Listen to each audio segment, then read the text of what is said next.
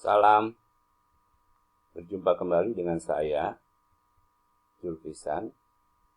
Kali ini saya akan menyampaikan materi tentang pengelolaan Google Classroom yang biasa dipergunakan untuk membantu kita dalam menjelaskan atau untuk mempresentasikan sesuatu di dalam pekerjaan kita di keseharian. Dalam pengelolaan Google Classroom ini,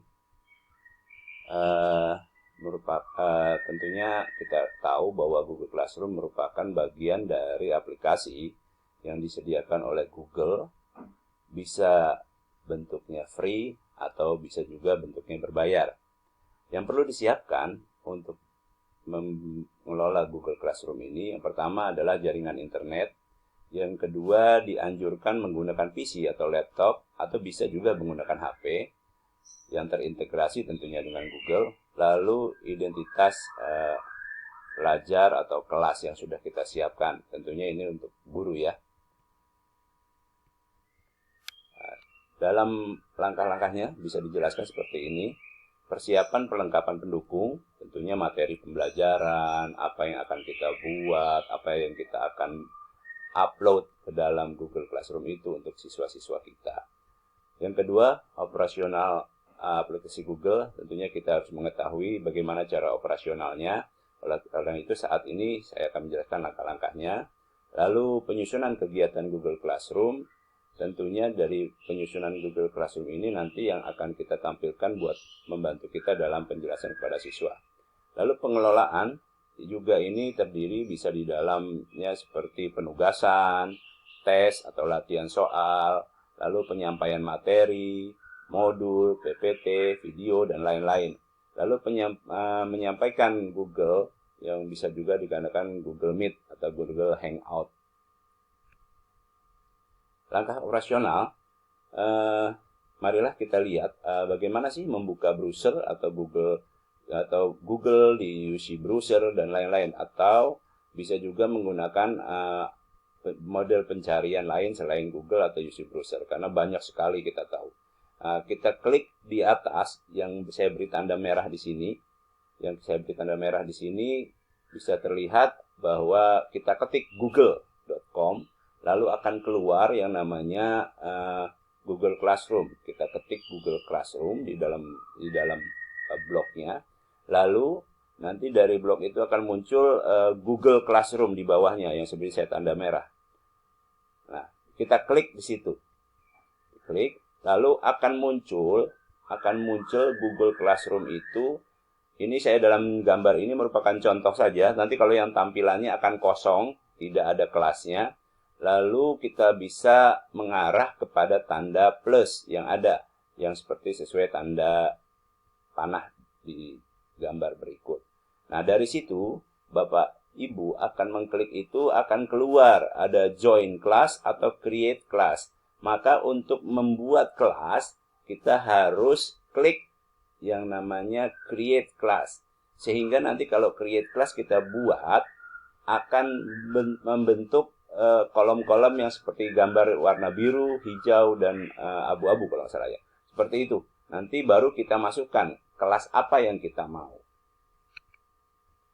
Nah, membuat kelas atau create class, nanti setelah kita klik ke sana, nanti akan ada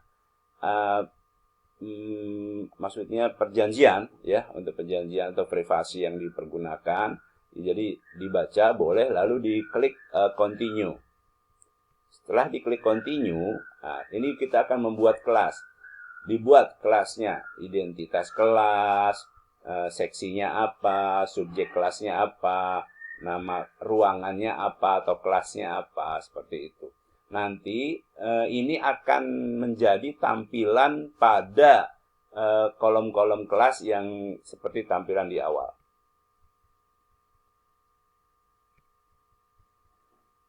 Lalu menginfokan kode kelas pada yang kita kelola kepada murid kita atau teman-teman kita yang kita buka kelasnya.